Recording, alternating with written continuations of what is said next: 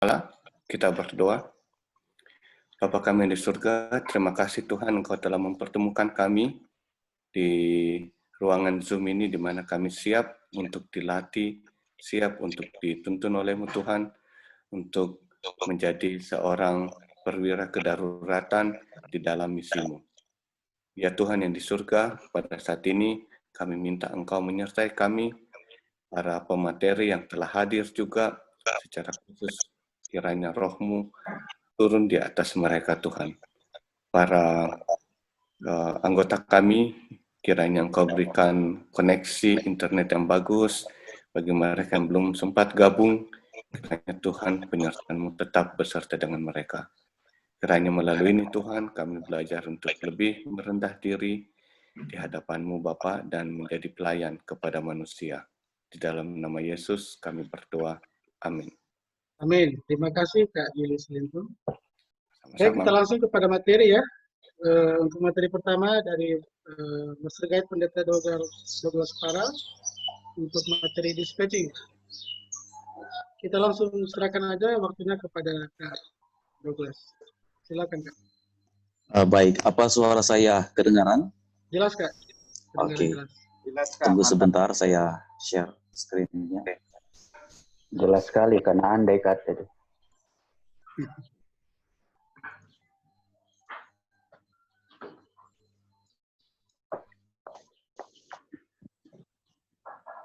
Apa materinya sudah kelihatan di screen? Sudah Kak. Sudah Kak. Sudah. Baik, terima kasih banyak atas kesempatan yang diberikan kepada saya. Saya ingin mendahului dengan menyapa kakak-kakak semua. Semangat pagi. Pagi. Kak. Selamat pagi. Selamat pagi. Baik, saya diberikan tanggung jawab untuk mempresentasikan materi tentang dispatching.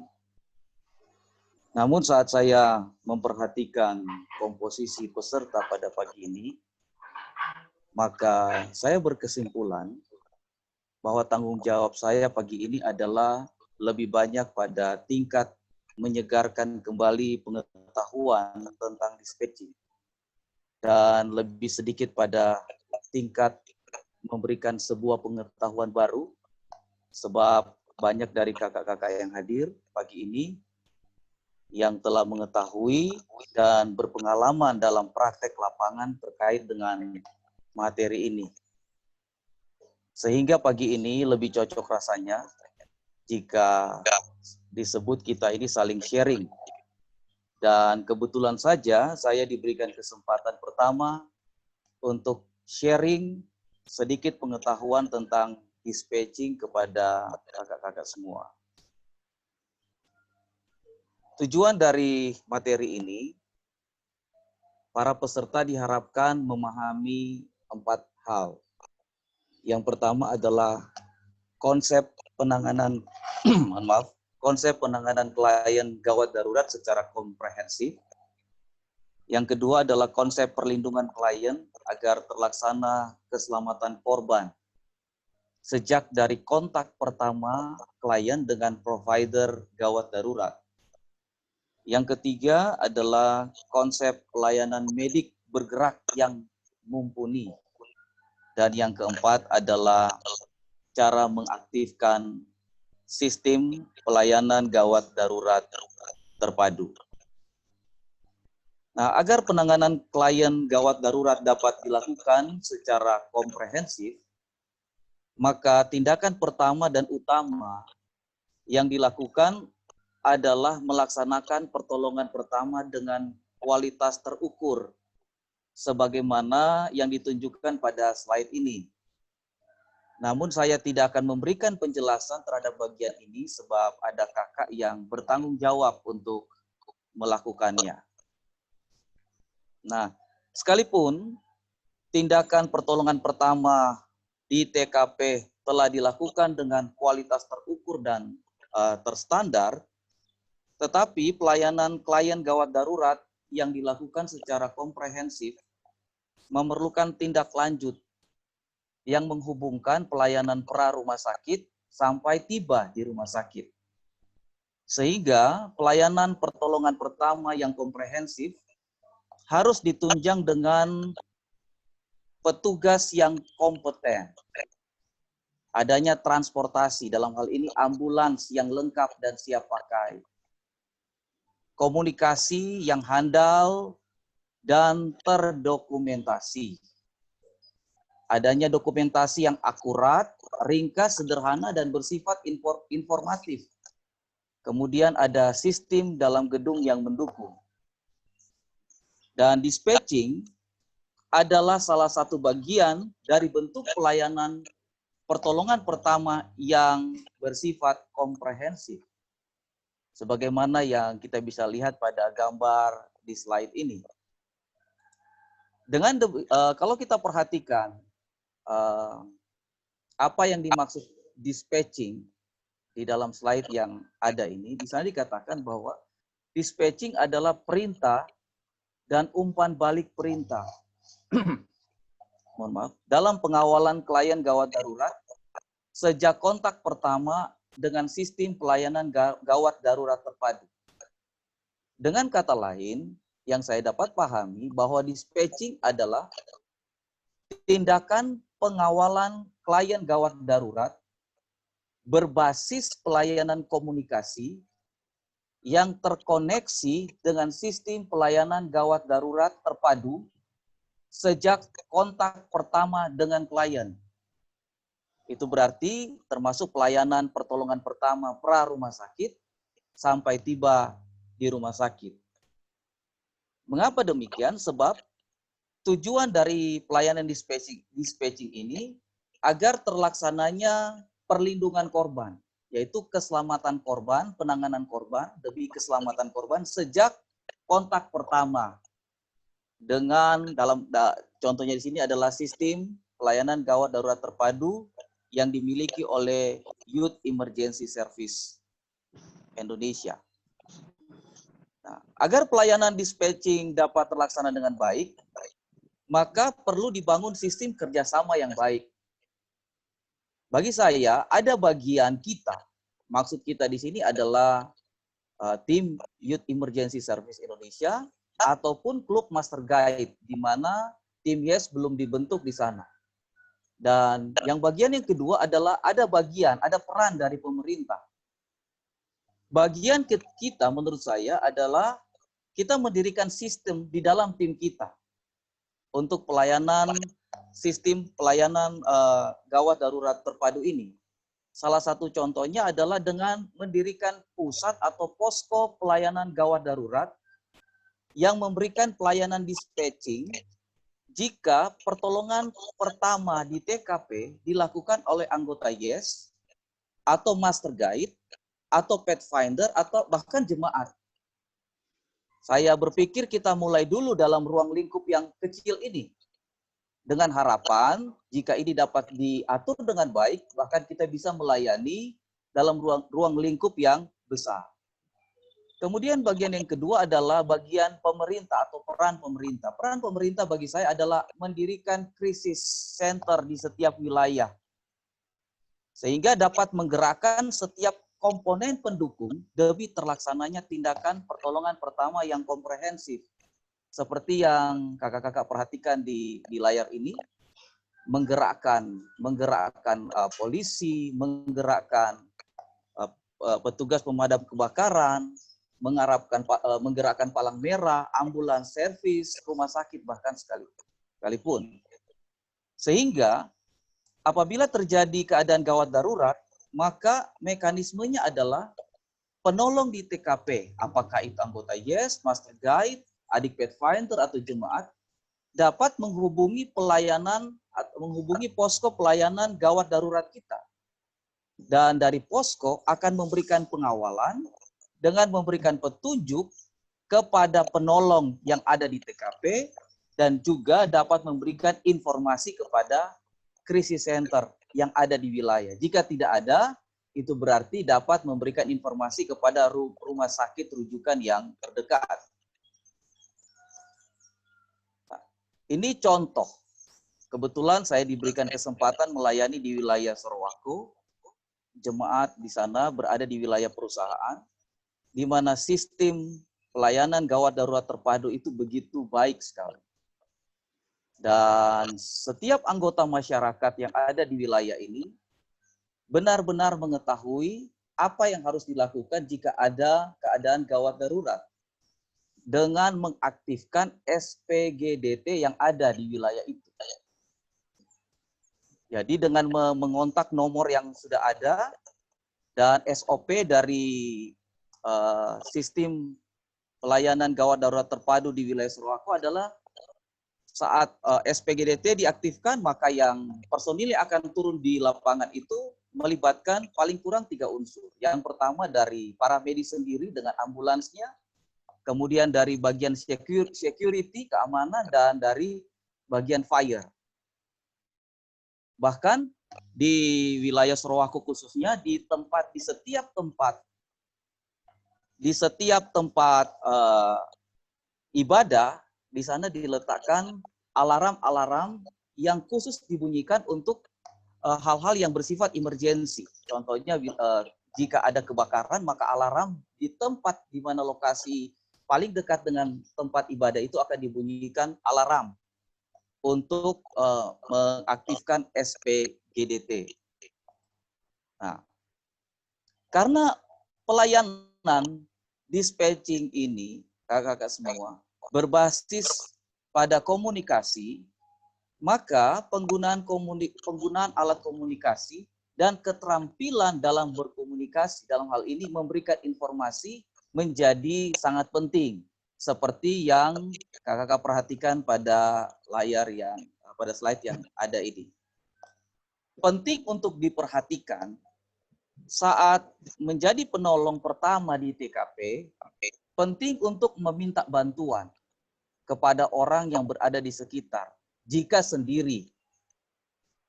Terutama terkait dengan pelayanan dispatching untuk mengaktifkan SPGDT.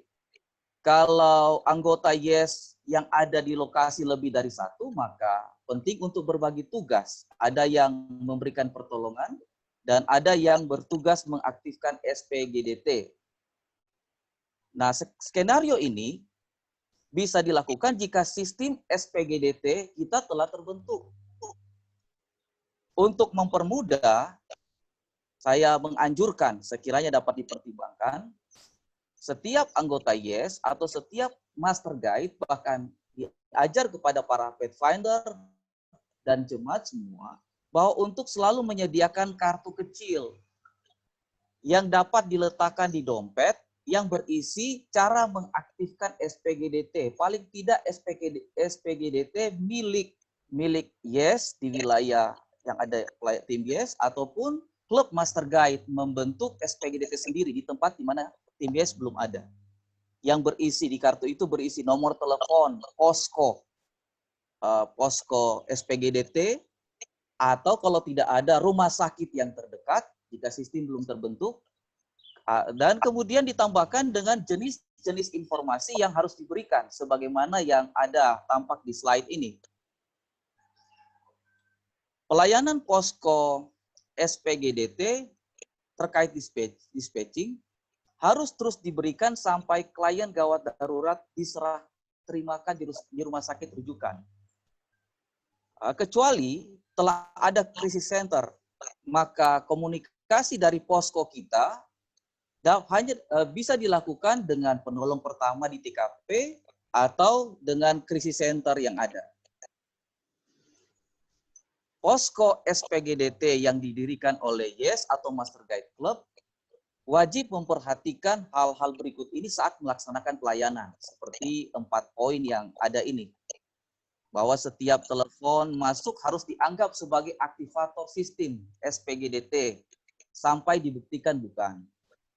Yang kemudian yang kedua, setiap bukti kegawat daruratan klien wajib dihubungi balik. Klien wajib dihubungi balik dan memastikan pengkajian dimulai. Harus ada dokumentasi dan pastikan klien merah. Dengan kode merah mengalahkan antrian pelayanan lain.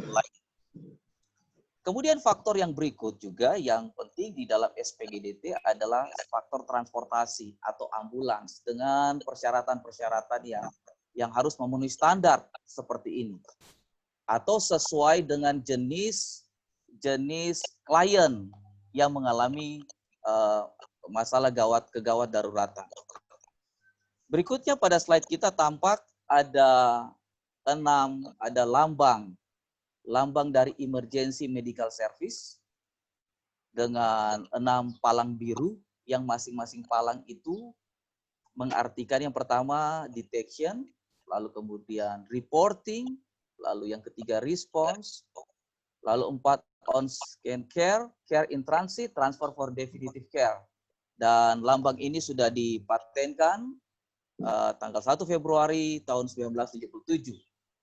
Dan pada slide ini tergambar praktek konsep lapangan sehubungan dengan SPGDT yang tentunya di sana melibatkan peran penting dari dispatching. Kemudian ini kode di dalam memberikan informasi sehubungan dengan pelaporan atau informasi kepada pihak-pihak terkait sehubungan dengan keadaan klien di TKP secara etis. Di dalam informasi kita tidak menyebutkan situasi real dari pasien itu, tetapi menggunakan kode. Dengan harapan bahwa rumah sakit rujukan atau orang yang bertanggung jawab di krisis center benar-benar memahami kode-kode yang digunakan. Itu kita punya harapan. Ini adalah tugas dari dispatcher. Ya, begitu jelas di sana kita sudah bisa lihat. Dan yang terakhir adalah dispatching ini adalah andalan dari Youth Emergency, andalan pelayanan gawat darurat dari YES Indonesia.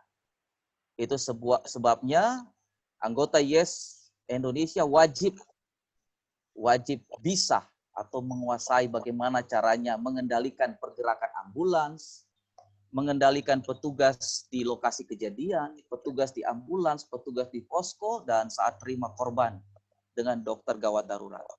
Dan saya yakin ini tidak hanya bisa dikuasai hanya dengan teori, tetapi penting untuk dipraktekkan di setiap wilayah yang ada secara kontinu. Dan kalau seandainya bisa saya sarankan di bagian terakhir ini, lewat materi pagi hari ini kita bukan hanya menambah pengetahuan bagi pribadi kita untuk pencapaian sesuatu pengetahuan secara pribadi, tetapi ada baiknya kita praktekkan ini sehingga pelayanan kita terutama sehubungan dengan kegawat daruratan ini dapat dilakukan dengan lebih baik lagi. Kelihatan ini materi yang dapat saya sharing kepada kakak-kakak semua. Terima kasih untuk perhatiannya. Saya kembalikan kepada moderator. Baik, terima kasih Kak Douglas atas materinya yang luar biasa. Kita sudah jam 6.29. Kita lanjut ya, supaya kita tidak terlalu jauh telatnya.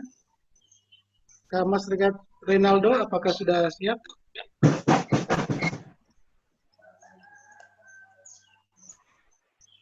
Materi berikutnya Kak Renaldo, evakuasi darurat.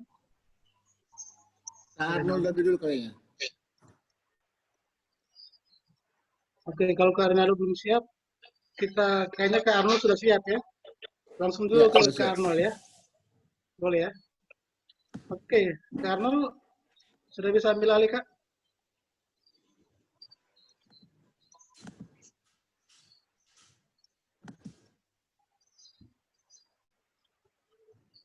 Tes. Oke.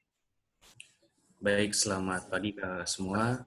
Perkenalkan saya Arnold Sakul. Saya dari Konferensi Jawa Barat, Jemaat Maranatha. Pagi ini saya akan memberikan materi tentang rujukan yang mana boleh kita ketahui bersama-sama dan juga kita bisa pelajari bersama-sama. Dalam kelas pagi ini kita lihat rujukan. Dalam rujukan ini ada prinsip yang harus kita ketahui, yang harus kita pegang betul, yaitu adalah kita ini adalah sebagai tangan kanan penginjilan. Kita hanya sebatas dan itu kepala penginjilan kita adalah pendeta kita, pendeta di jemaat kita masing-masing atau pendeta di daerah kita. Nyonya White menjelaskan bahwa menegaskan bahwa jangan sampai kita merampas jabatan wewenang pendeta yang adalah kepala penginjilan itu. Menghormati para pimpinan di jemaat dan orang tua kita adalah bagian dari pelaksanaan hukum kelima. Itulah makanya kita perlu berkoordinasi terus kepada pemimpin kepala penginjilan kita, itu pendeta, dalam kita melakukan tugas. Dan juga prinsip nomor 2 adalah dalam melaksanakan tugas jika ada petugas yang lebih kompeten dan bersedia melakukan tugas disertai alat yang lebih lengkap, sejak-jaknya segera menyerahkan tanggung jawabnya kepada mereka. Itulah prinsip kita yang kedua. Jika kita menemukan atau kita mengetahui ada orang yang berkompeten, orang tim medis yang kompeten dengan alat yang lebih baik, itu harus kita serahkan kepada mereka yang lebih bertanggung jawab untuk melakukan hal itu. Dan nomor 3, semua korban harus diperiksa oleh petugas kesehatan yang kompeten. Terakhir, Yes menjunjung tinggi budaya antri. Kira-kira itu 4 prinsip tentang rujukan yang harus kita ketahui bersama. Apa makna daripada rujukan, definisi daripada rujukan? Ini adalah pelimpahan wewenang atau pelimpahan tanggung jawab kepada seseorang ataupun tim pelayan gawat daruratan berupa rujukan medis, kesehatan, maupun manajemen. Ada beberapa jenis rujukan. Dalam rujukan yang pertama itu rujukan medis. Dalam rujukan medis itu adalah rujukan pasien. Ada juga rujukan ilmu dan juga rujukan laboratorium spesimen. Ranah kita nanti adalah rujukan pasien sebagai anggota YES. Lalu rujukan yang kedua adalah rujukan kesehatan. Di dalamnya adalah rujukan ilmu, teknologi, dan keterampilan, pelayanan dan pendidikan, dan juga pelatihan, ahli ilmu dan juga teknologi. Rujukan yang ketiga adalah rujukan manajemen. Disinilah distribusi informasi, obat, biaya, tenaga, dan peralatan. Asistensi ataupun ambil alih manajemen wabah maupun epidemi. Dalam teamwork maupun network, tentu kita dalam pelayanan YES ini kita harus memiliki tim, kita harus bekerja sama dalam mencapai sebuah tujuan. Itulah makanya kita perlu bekerja secara tim. Kerja tim di sini adalah gabungan individu yang bekerja sama atau bekerja bersama-sama menggunakan keterampilan masing-masing, termasuk memberikan umpan balik yang konstruktif meskipun terdapat konflik pribadi. Jadi kita harus sedikit mungkin mengurangi konflik yang terdapat dalam tim sehingga kita bisa mencapai tujuan bersama-sama. Ya, kita sebagai tim YES jangan bekerja sendiri, kita harus bekerja bersama-sama untuk mencapai tujuan. Kita lihat di gambar ini bagaimana mereka memindahkan sebuah pondok, mungkin bisa saya katakan pondok, bersama-sama memindahkannya dengan cara mengangkatnya bersama-sama untuk dipindahkan ke suatu tempat. Ya, ini kira-kira contoh dalam kita bekerja sama. Ya, mungkin juga nanti pondok ini bisa kita lihat sebagai korban ya, korban yang kita pindahkan bersama-sama. Dalam membentuk jaringan kerja, ini adalah kita memberikan komunikasi. Komunikasi adalah andalan membentuk jaringan kerja dalam penanganan gawat daruratan. Jadi kita penting sekali komunikasi yang baik antara satu tim, antara satu orang dengan orang yang lain. Nah, kita lihat di sini ada hubungan antara daya ingat dengan jenis metode penyampaian. Ketika kita memilih menggunakan pesan verbal atau satu arah, dalam sesudah 3 jam, kemampuan mengingatnya hanya 25%.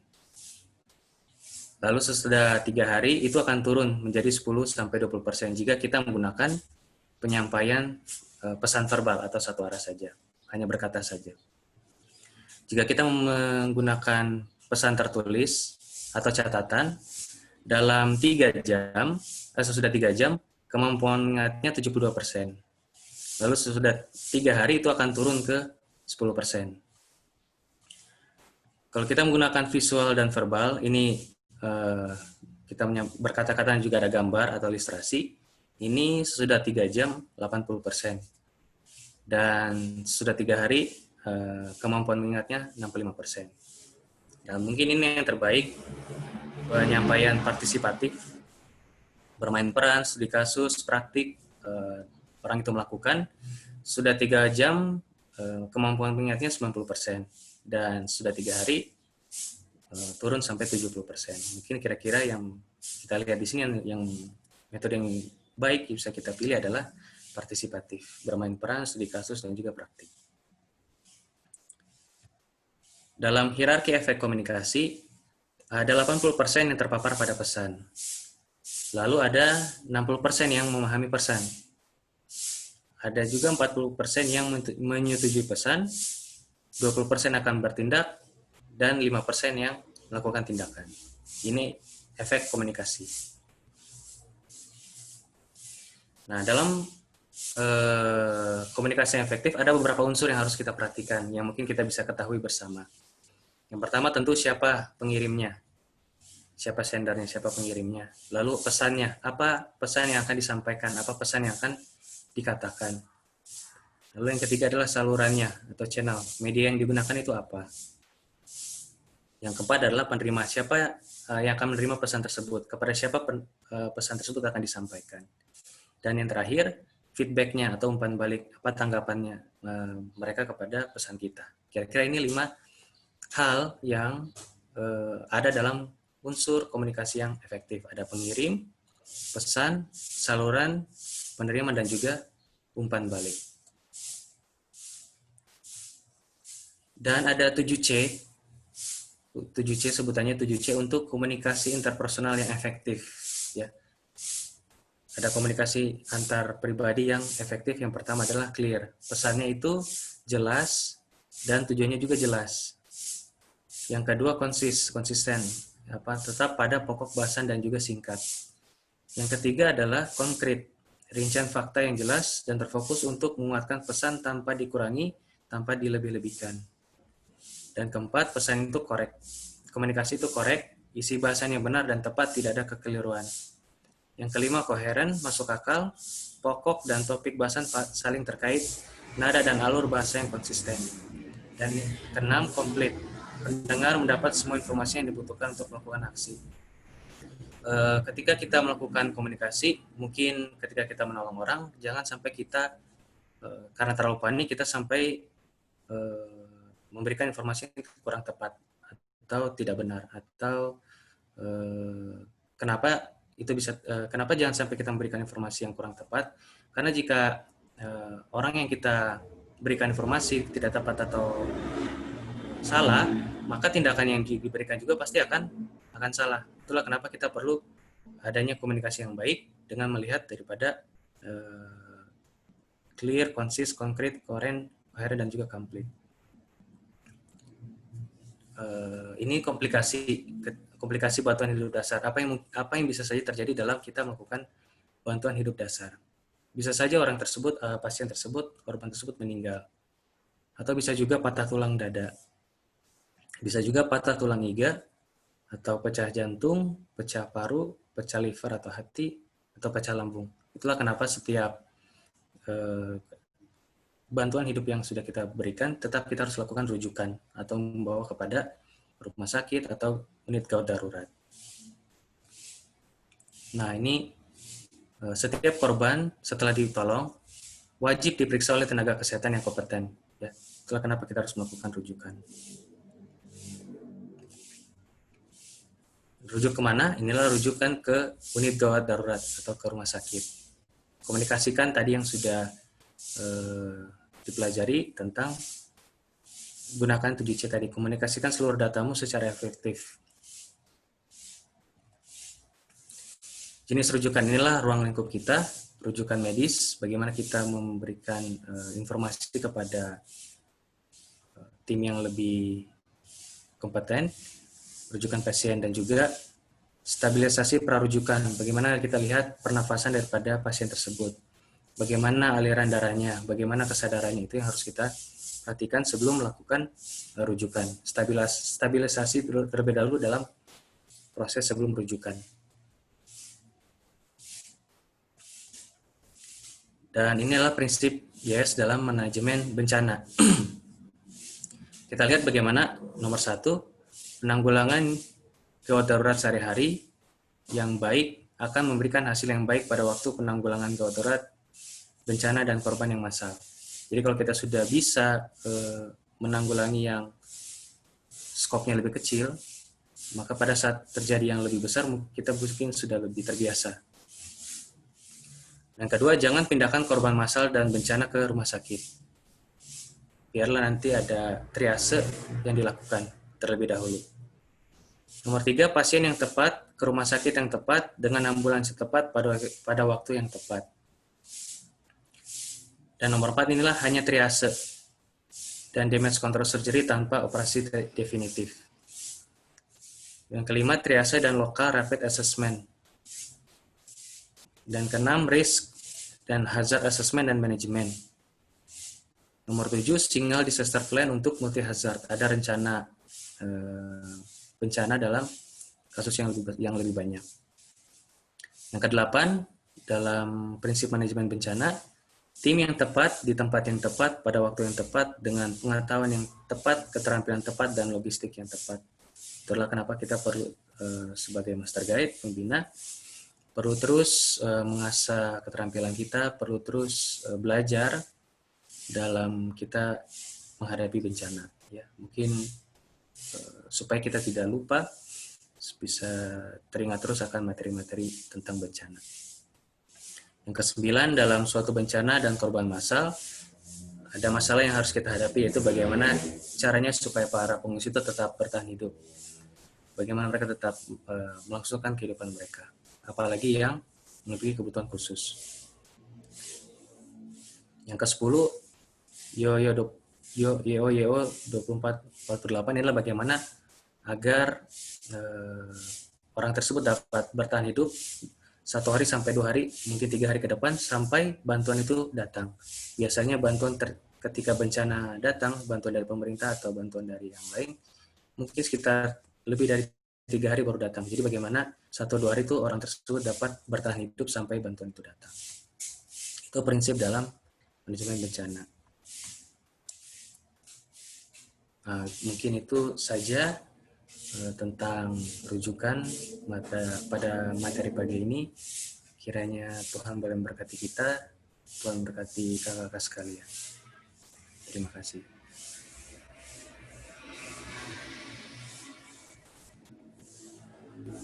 Baik, terima kasih Kak Arnold atas materi yang luar biasa. Semoga saja kita sudah mendapatkan yang lebih baik ya. Dan materi berikut untuk Kak Mas Regat Ronaldo Kindangan, saya belum lihat Kak Ronaldo. Apakah Kak Ronaldo sudah ada? Oh ada Kak, ini Kak Ronaldo sudah masuk. Oke, silakan Kak. Cek. Ya, sudah kedengaran Kak. Bagaimana saya mau share slide? Oh, Kak Jimmy, minta izin Kak Jimmy boleh bantu Kak Ronaldo? Sudah Kak, sudah dijadikan host. Oke.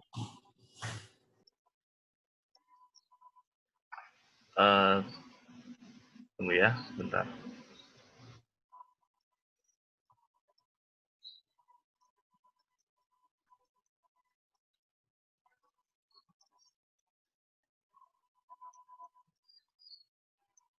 Kayaknya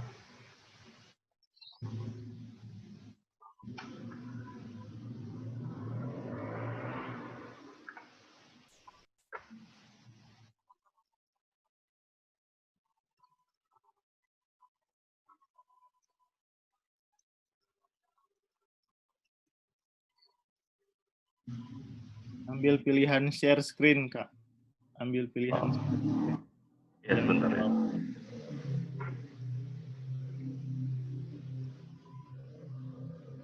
PowerPoint-nya boleh ditutup lagi, dibuka lagi, baru di share screen.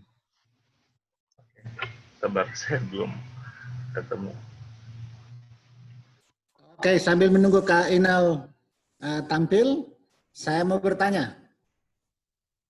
Tadi ada sebutan the right patient to the right hospital at the right time, by the right ambulance. Ya. Itu maknanya apa? Silakan yang Kak George. Kak George silakan jawab. Buka dulu suaranya. Di materi Kak Arnold sudah dalam bahasa Indonesia. Di materinya Kak Douglas masih dalam bahasa Inggris. Oke, apa artinya the right patient to the right hospital by the right person, by the right ambulance, on the right time. Nah. Ya, harus.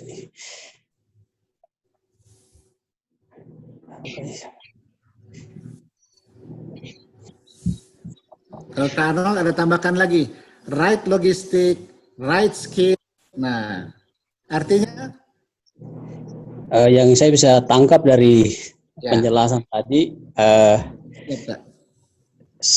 semua pertolongan yang diberikan memang harus tepat sasaran, mulai dari. Betul sekali.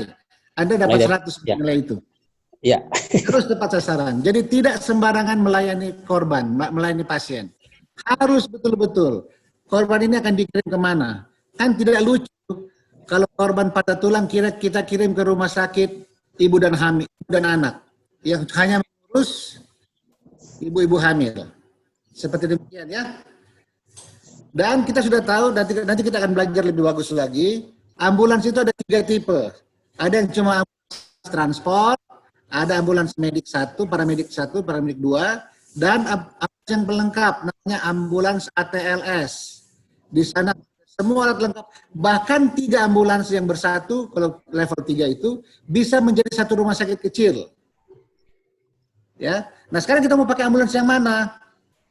Kalau kita, tim YES kemarin, tim YES kita sudah melakukan pengawalan. Kalau kita harus mengawal Bapak Presiden, tidak mungkin kita pakai cuma ambulans level 1. Kita harus pakai level 3, yang semuanya lengkap. Seperti demikian.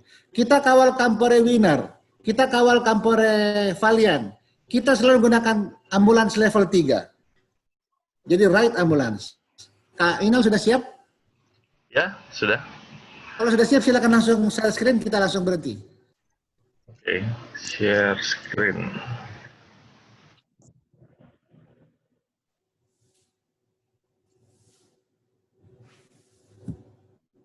Share screen-nya di sebelah mana ya, Kak? Tolong dibantu, Kak. Kayak Paling bawah ada tombol hijau, Kak. Paling bawah ada tombol hijau. Okay. Nah, di share screen baru dipilih PowerPoint-nya. PowerPoint.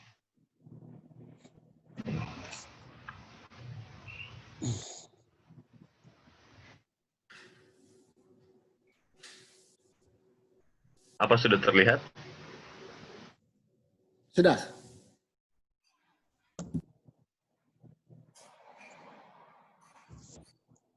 Oke, baik.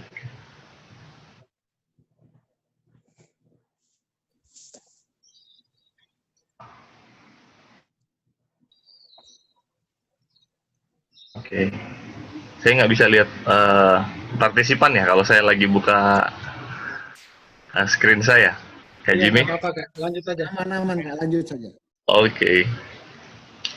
Saya baru pertama kali soalnya bawa materi ya. Biasanya saya hanya dengar-dengar dari Zoom. Ternyata agak lebih menantang. Baik, materi yang saya bawakan adalah evakuasi. Sebelumnya selamat pagi untuk semua kakak YES yang ada di seluruh Indonesia. Selamat sehat dan tetap semangat. Materi yang saya bawakan adalah ini judulnya masih lama ya, penyelamatan dasar. Kita akan lebih advance masuk ke dalam evakuasi ke depannya. Baik. Ayatnya terdapat dalam Yesaya 42 ayat 6. Aku ini Tuhan telah memanggil engkau untuk maksud penyelamatan. telah memegang tanganmu, dan aku telah membentuk engkau dan memberi engkau menjadi perjanjian bagi umat manusia, menjadi terang untuk bangsa-bangsa. Arti dari penyelamatan adalah tindakan memindahkan seseorang dari keadaan berbahaya. Lalu, penyelamatan dasar artinya teknik penyelamatan yang dilakukan dalam keadaan berbahaya dan beresiko tinggi bagi petugas penyelamat, namun harus dilakukan dengan segera untuk menyelamatkan kehidupan seseorang. Jadi ini maksudnya adalah insting kita atau respon kita yang harus kita ambil dengan cepat untuk menyelamatkan korban-korban atau situasi yang mengancam nyawa. Nah, ini perlu kita lakukan. Baik, ini penjelasannya secara materi. Kita langsung saja karena waktu kita tidak banyak. Oke. Yang pertama adalah penyelamatan orang yang tersengat listrik. Sudah tahu, saya yakin dan percaya, hal yang sepele yang kakak harus antisipasi adalah saat orang tersengat listrik, kita harus mengamankan sumbernya terlebih dahulu, lalu sedemikian rupa, seperti contoh gambar yang ada di screen saat ini, sedemikian rupa kita tidak menyentuh korban. Bahkan kalau kita melihat situasi-situasi di mana korban itu tersengat listrik dan ada sumbernya, kita singkirkan terlebih dahulu. Jangan lupa memakai alas kaki berbahan karet ya, supaya menghambat penghantaran listrik, lalu kita amankan korbannya. Dan memastikan bahwa arus listrik yang ada di sekitar, bahkan kalau misalnya ada di rumah, kita matikan dulu arus listriknya dari checkring ya. Lanjut, kalau dia dekat, boleh kita amankan, tapi kalau korban itu berada di arus tegangan listrik yang tinggi, seperti sutet di sini, itu jaraknya harus sekitar 18 meter. Jadi kita upayakan bagaimana caranya kita mengamankan korban itu, kurang lebih jarak penolong adalah 18 meter. Ya, kalau bisa kita cari nomor telepon PLN-nya, menghubungi sehingga mematikan dulu arus listrik yang ada di sutet tersebut, supaya aman bagi penolong, aman bagi korban, dan aman bagi lingkungan. Prinsip dasar penyelamatan ya. Saya ingatkan lagi, aman diri, aman penolong, dan aman lingkungan. Sehingga dapat meminimalisir Jambuk. Baik, selanjutnya adalah penyelamatan di air. Kakak lihat, kalau yang tidak bisa berenang, tidak memiliki sertifikasi penyelamatan di air, ada ya, water rescue di kita. Kalau tidak memiliki sertifikat tersebut, pelatihan tersebut, jangan coba-coba untuk menyelamatkan orang yang sementara tenggelam dengan masuk ke dalam air. Sebaiknya kalau bisa dari tempat kering atau daratan, kita selamatkan dia dengan cara-cara seperti di gambar screen ini. Oke, kita lanjut saja. Ini ada videonya, apa bisa diputar?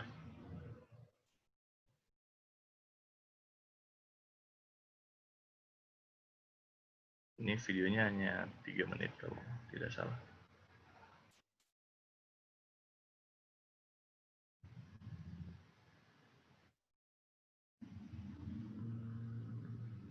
Apa terlihat videonya di sana? Tidak kelihatan, Kak. Belum, Kak. Sudah, Kak. Sudah. Ini kita salah satu water rescue ya. Kita saksikan bagaimana teknik-teknik penyelamatan korban di air.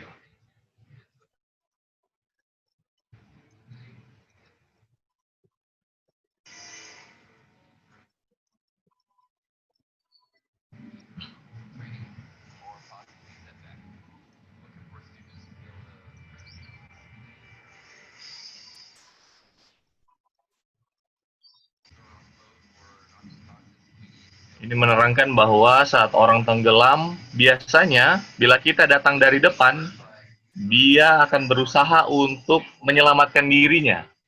Itu sebabnya kita harus mengamankan posisi kita sehingga bisa berada di belakang dari korban.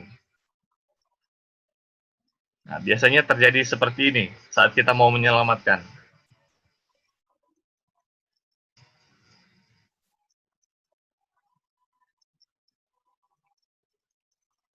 Ini cross chest carry ya, kakak.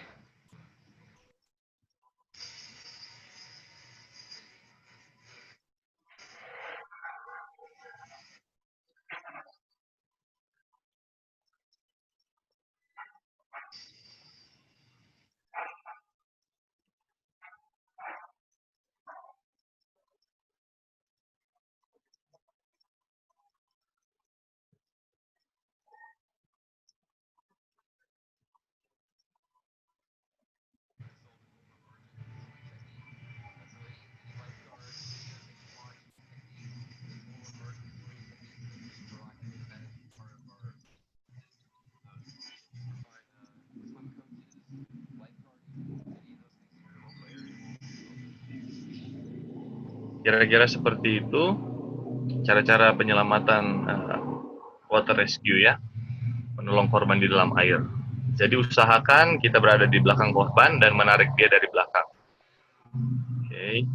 Lalu penyelamatan di es, seperti di gambar tersebut, usahakan tidak mendekat ya.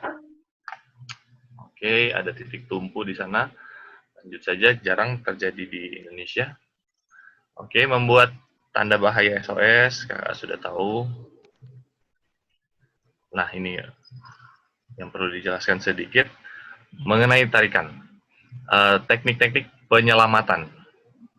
Ada yang kita kenal sebagai tarikan bahu, tarikan selimut, lalu mengangkat korban ada dua teknik, fireman carry dan backstrap carry, dan membantu korban berjalan, support carry.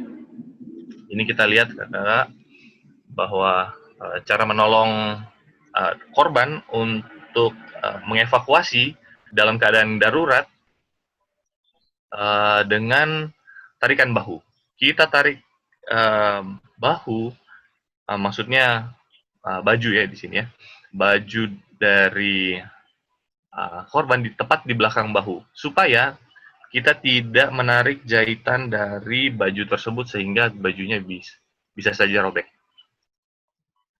Oke, tarikan selimut, kita baringkan korban di atas selimut atau kain yang ada, horden bisa, lalu kita bungkus, kita letakkan korban di atas, dengan cara seperti ini, memiringkan korban kanan ke kiri, lalu kita tarik.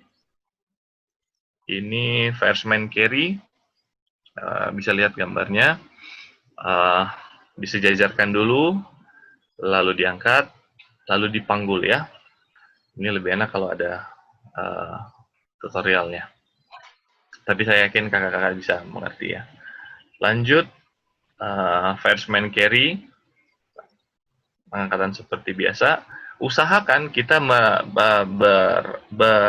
mengambil kuda-kuda serendah mungkin, sehingga korban yang kita panggul itu posisi tengah korban atau korban itu ada di pundak kita, sehingga memperingan. Jadi kita bisa mengangkat 1:1 ya, kakak. Kalau berat badan kita 50, maksimal mungkin kita akan bisa mengangkat korban yang 50 juga. Tapi ya kita berdoa saja, dalam kondisi darurat biasanya Tuhan memampukan kita untuk mengangkat lebih. Oke. Lalu ini backstrap carry, biasanya luka cedera sedang ya. Tidak boleh dilakukan bila korban patah lengan, patah tulang belakang, leher, atau rusuk. Oke, sebelum kita melakukan evakuasi, kakak-kakak perlu ketahui bahwa kita harus melakukan anamnesa dulu secara singkat. Ya, kalau bisa melihat apakah ada tanda-tanda patah tulang atau cedera kepala. Bahkan kita harus mengamankan posisi lehernya terlebih dahulu juga. Ini support carry biasa bila pasien atau korban tidak bisa berjalan, ya, tapi dalam kondisi sadar, kita bisa memapah bahasa Indonesianya. Kondisinya seperti ini. Lalu mengangkat dengan kursi, kita angkat kursinya, orangnya ada di atas ya. 2 orang biasanya kalau mengangkat dengan kursi, 1 di depan, 1 di belakang, dengan komando yang ada di belakang. Ini gambarnya. Kita terus saja, 2 menit lagi ya. Ini dengan fore and aft carry. Oke, bisa lihat menghadap depan dan menghadap belakang. Lanjut.